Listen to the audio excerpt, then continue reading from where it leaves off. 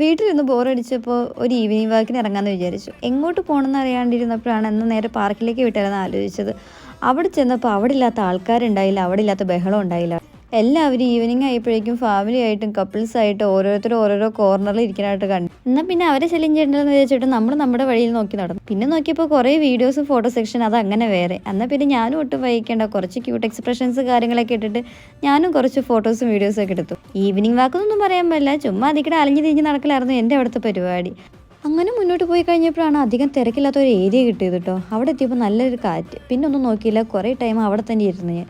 അത് കഴിഞ്ഞ് പുറത്തേക്ക് ഇറങ്ങി കഴിഞ്ഞപ്പോൾ നല്ലൊരു തലവേദന. വൈകുന്നേരം ചായ കുടിച്ചില്ലെങ്കിൽ പിന്നെ പറയണ്ടല്ലോ. അവിടുത്തെ നേരെ പോയത് മലയാളി കടയിലേക്കാണ് കേട്ടോ. അവിടെ എത്തിയപ്പോൾ കപ്പയും മീൻകറിയും ചായയും, ആഹാ, പിന്നെ വേറെ ഒന്നും തന്നെ വേണ്ടായിരുന്നു എനിക്ക്. ഈ ഒരു ഐറ്റം വീട്ടിൽ കിട്ടുമ്പോൾ എനിക്ക് പുല്ല് വിലയായിരുന്നു കേട്ടോ. നാടും വീടും വിട്ട് പുറത്തേക്ക് ഇറങ്ങുമ്പോഴാണ് ഇതിൻ്റെയൊക്കെ വില ശരിക്കും മനസ്സിലാവുന്നത്.